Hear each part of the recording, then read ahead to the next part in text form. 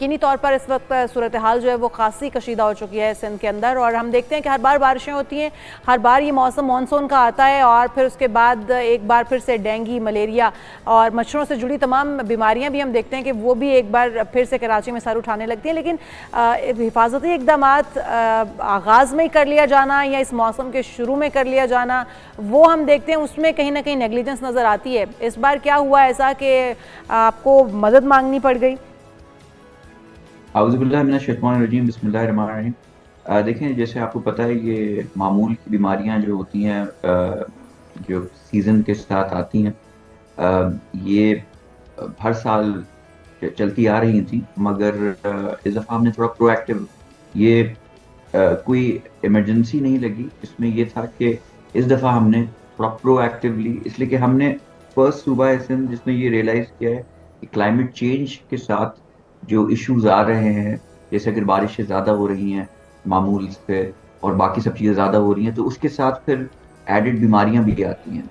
तो हमने WHO को ये लिखा है कि हमें इसकी full case studies, training, protocol, spray वगैरह एक्सेट्रा, जो पूरा फिर एक स्ट्रैटेजी हमने लेकिन अली राशिद साहब, रिएक्टिवली आप कह रहे हैं कि अभी प्रोएक्टिवली। इमरजेंसी नाफिज नहीं की गई है। अगर देखा जाए तो रवां साल सिंध भर के अंदर मलेरिया के तकरीबन 65,116 केस रिपोर्ट हुए हैं, तो अभी भी इमरजेंसी नाफिज करने वाली सिचुएशन नहीं है। और फिर कराची के अंदर इसी साल के अंदर 547 केस सिर्फ कराची के अंदर रिपोर्ट हो रहे हैं, तो ये तो बहुत ज़्यादा तादाद है।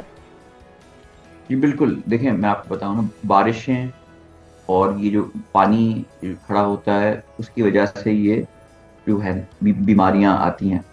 और इमरजेंसी एक उनके प्रोटोकॉल्स होते हैं पब्लिक हेल्थ के भी और हर मुल्क के भी, WHO के भी। इमरजेंसी कोई एक थ्रेशोल्ड होता है, उसको क्रॉस करे तो लगती है। तो वो अकॉर्डिंग टू लॉ या प्रोटोकॉल जो उनके हैं, अभी तक आफत वहां तक नहीं पहुंची कि इमरजेंसी लगे। मगर ठीक। वो कहते हुए कि हमने ये वेट नहीं किया कि बद से बदतर सिचुएशन हो, हमने प्रोएक्टिवली WHO को ये खुद से खुशाइंद है कि खत आपने लिखा। सूरत हाल वर्स्ट होने से पहले उनसे रब्ता कर लिया है। किस तरह की ताउन, किस तरह की मुआवनत दरकार होगी आपको, और क्या उनकी तरफ से अभी तक कोई जवाब आया कि वो इसके लिए तैयार हैं?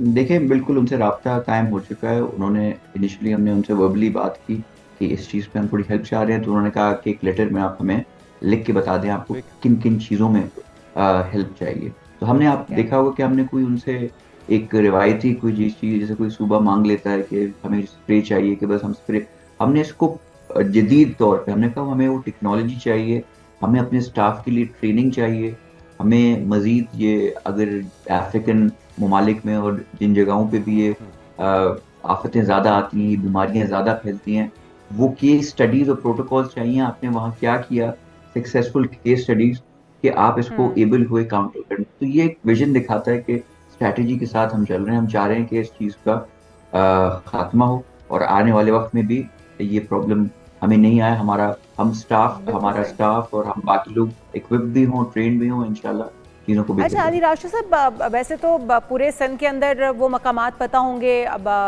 सिंध गवर्नमेंट को कि कहाँ कहाँ पर पानी जमा हो जाता है, यहाँ पर कहाँ पर कचरा कुंडियाँ जमा रखी गई हैं, कहाँ पर कचरा बहुत ज़्यादा जमा हो जाता है, या फिर जो नाले भर जाते हैं मौसम बरसात के मौसम के अंदर, मानसून के अंदर, वो तमाम पॉइंट्स तो ऑलरेडी फिंगर होंगे, फिंगर टिप्स पर होंगे सिंध गवर्नमेंट के। लेकिन इसके बावजूद हम देखते हैं कि जो इकदाम करने चाहिए मानसून के आगाज़ से पहले, वो मानसून के आगाज़ के बाद, बल्कि मानसून के ख़त्म हो जाने के बाद उनके बारे में सोचा जाता है एटलीस्ट कि ये इकदाम होने चाहिए। वो चाहे वहाँ के नाले हों, नदी नाले हों, या फिर वहाँ पर जो जोहर बन जाते हैं, जो ऐसी जगह हैं जहाँ पर पानी जमा हो जाता है, कचरा कुंडियाँ हैं, तो ये इकदाम पहले करने वाले नहीं हैं ताकि जो केसेस रिपोर्ट हो रहे हैं इतने भी रिपोर्ट ना हों। देखिए, बिल्कुल आप सही कह रही हैं। मैं आपकी बात से थोड़ी सी हद तक इत्तेफाक करता हूँ। काफ़ी चीज़ें हैं जिसमें बेहतरी लाने की ज़रूरत है, मगर मैं आपको यहाँ बताऊँ कि सारी चीज़ें हमने अभी फ़िलहाल की हुई थी। कराची शहर में एक ज़माना होता था 3-4 साल पहले कि लिटरली बारिश जब होती थी तो पूरा शहर स्टैंड स्टिल पे आ जाता था, और लोग जहाँ फंसे हुए होते थे वहीं फंसे। इनफैक्ट इस दफ़ा ये हुआ कि बारिश हुई, मगर सारी रोड्स क्लियर कर दी गई। नालों की सफाई बारिशों से पहले हो गई थी। कुछ जगहें थी जो हमें लगा कि वहाँ बेहतरी की गुंजाइश थी।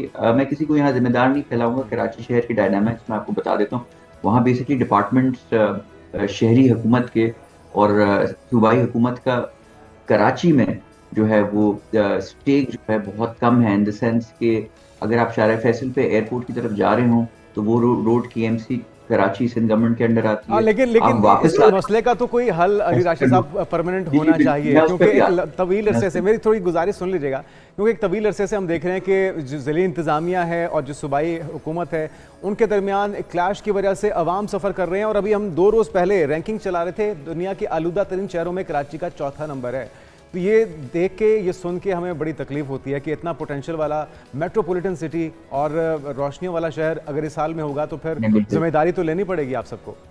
हमें भी बड़ा दुख था इस चीज़ का। हमने देखा उसकी भी कुछ फैक्टर्स थे, वजूहात थी उनके, जो जिन्होंने ये पूरा एक एवेल्यूएशन की थी वो एक इंडियन थे। वो उस पर एक आर्टिकल भी छपाया गया, थोड़ा वो बायस शायद वो था, मगर नॉनदलेस हमें काम करने की ज़रूरत है। मैं आपसे बिल्कुल इत्तेफाक करता हूँ कि बेहतरी की गुंजाइश है, उस पर हम लगे हुए हैं।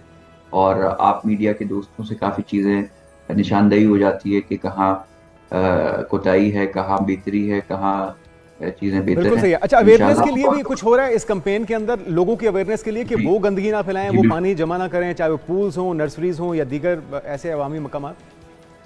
जी बिल्कुल, उस पर बिल्कुल आपने अच्छा सवाल पूछा, और उसमें बिल्कुल हमने अवेयरनेस सेशंस और ये रखे हुए हैं। इसमें हम फ्लायर्स भी बांट रहे हैं और डिफरेंट जगहों पे, अस्पतालों में हो गया, बाकी दीगर जगहों पे हो गया, मार्केट्स में हो गया, इस चीज़ की अवेयरनेस भी क्रिएट कर रहे हैं कि ये अगर बीमारी फैलती है तो वो किस वजह से फैलती है, कि लोग उन चीज़ों को अवॉइड करें, थोड़ी सफाई रखें, पानी खड़ा नहीं होने दें, पैनिक कचरा वगैरह। तो ये कोशिश हम पूरी कर रहे हैं। तो अली राशिद साहब, कौन से ऐसे एरियाज़ हैं जो टारगेटेड एरियाज़ हैं जहाँ पर ये बीमारी ज़्यादा तेज़ी से फैल रही है?